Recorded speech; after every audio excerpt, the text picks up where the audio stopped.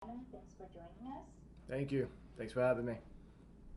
Our first question is from Damon Martin with MMA Fighting. Hey, Lyman, thanks for doing this today. Obviously, you've had kind of a crazy couple of months, being scheduled to fight in May and then obviously being, diagnosed with COVID-19. What has this past couple of months been like for you, and what's it feel like to, finally be here in a fight week again? Um, it's definitely been a long road. The other thing that also happened, a few weeks ago, my father had passed away. So it's been a roller coaster ride. Emotionally, physically, on all levels. But for me, one of the things we're trained in as martial artists is to learn how to maintain the integrity of your focus. Just stay the path no matter what happens, and stay the course. Because at the end of it, you're gonna feel a lot better about yourself knowing that you stuck to your path. You trained hard and then you kept at it. So I'm definitely looking forward to this fight. I'm excited to go out there and make everybody proud. Obviously, very sorry to hear about your father as well. I know that's a devastating thing to go through. Was it, staying focused for a fight camp, how hard was that? Was there ever a moment where you said, I'm not going to do it, or was it always a focus of, you wanted to get out there and fight? Um, there was. It's hard to answer that. I think, there was a lot going through my head at the time, and I felt like for me to not fight would be an injustice, to his honor and to his name. And I felt like if anything, try to use this as an opportunity to go out there. It's literally a day before Father's Day, and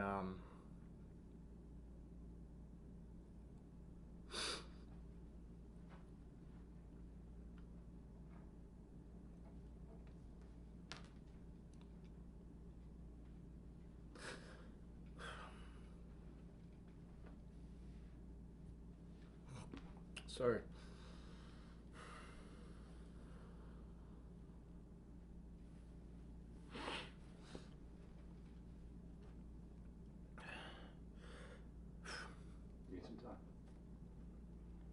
I said to myself, let's go out there and let's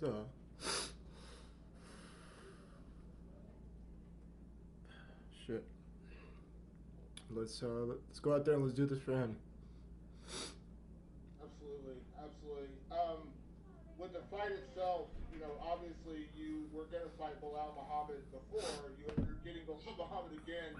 At the end of the day, I imagine it's just a fight. But were you happy that you did get to keep the same opponent? I'm sure you spent a lot of time preparing for him before.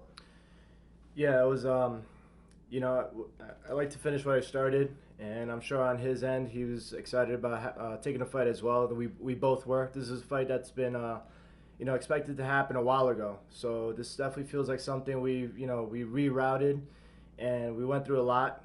From the original time we are supposed to fight, and things happen for a reason. God put us in this path for a reason. And I know I was meant to fight him. June 20th. So I'm looking forward to it. Definitely excited I got that fight back. Yeah. And last question, we've heard it. I've talked to a few people who've gone through, COVID-19. It doesn't hit everybody the same way. Some people are asymptomatic, they don't even know they have it, obviously. But it is a disease in the lungs, and you obviously affects your breathing. How was it for you coming back from that and getting back into a camp? Like, did you have any after effects of that? Did you feel pretty healthy? Because Um, again, we hear different things from different people. yeah, and you're right. There's so much information out there, and it's misleading. It's confusing. There's a lot of fear, that's being put behind that information as well. As far as me, I can only speak from my own experience. Um, I caught it at the time that I was in camp, so I think because of that, because of the shape that I was in, my conditioning, my health, my lungs, and just overall, just how in great shape I was at the time, it did in a way help to overcome it and not have the same effects of it as the average person. So for me, I think it was just more physical. It was in my body. I felt it. I did feel it in my lungs. I felt it in my energy. So I was very fatigued and just felt a lot of achiness and stuff. I went through a lot of symptoms. What you're pretty much what you're hearing out there.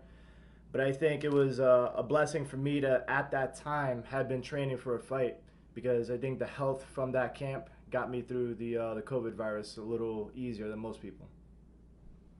Thanks, Lyman. Best of luck this weekend. Thank you. Appreciate that.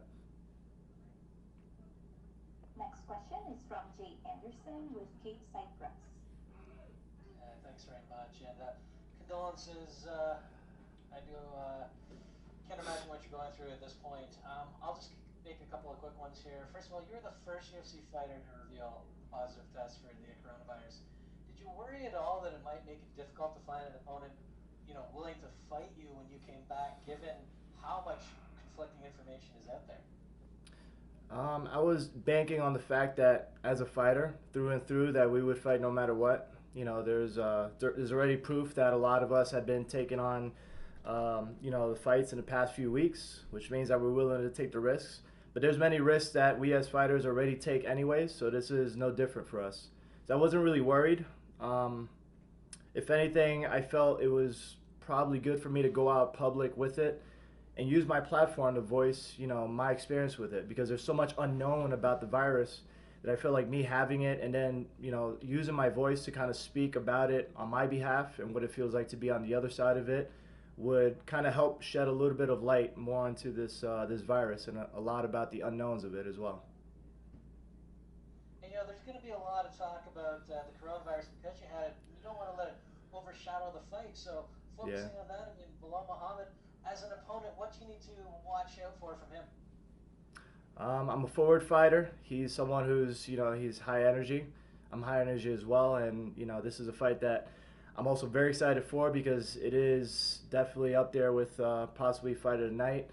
We're definitely looking for it to be explosive. I know I am. I'm coming out there with my power, my strength, my aggressiveness, and my forward pressure. But I also know he has kind of a similar style as well. He's well versed and he likes to mix it all up. So I think this is grounds for one of the best fights for this night. So I'm very excited for that. And last one for me. We spoke to him earlier, and he's known for a bit of a sense of humor. He said, not a lot of fighters have good senses of humor. What's your take? Do you think fighters, can kind of laugh at themselves, have some fun?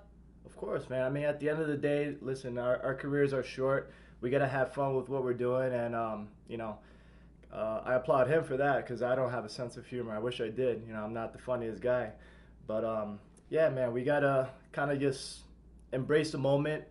Live more in the moment and just not take it so serious, and also understand, like, listen, we're living our best lives right now. We live the life of a fighter, and it's an amazing life that we live. So sometimes we just gotta embrace that and just be funny. Just enjoy it, enjoy the moment. All right. Well, thanks very much for your time, and Thank you. best of luck on Saturday. Thank you. Our last question is from Mike Vaughn with USA Today Sports. Hey Lyman, I do apologize for circling back to this, but I think it's important to clarify just because I don't want anyone to make any assumptions or anything in regards to your father. Was his passing in any way coronavirus related or no? He was a sick person already. With he drank and smoked his whole life, so he had a lot going on with him. They did rule it as a natural cause, but he was. Yeah, he just wasn't a healthy person. He lived a life after military. He lived a life of a lot of alcohol, a lot of smoking. So it was one of those things where it was just the inevitable. He just wasn't a healthy person to begin with. Okay, thanks, Lyman. I appreciate you clarifying. And, Yeah. Stay strong, brother. Best of Thank luck. you. Thank you. That's all we have for you today, Lyman. Thank you. Thank you. Appreciate your time, guys.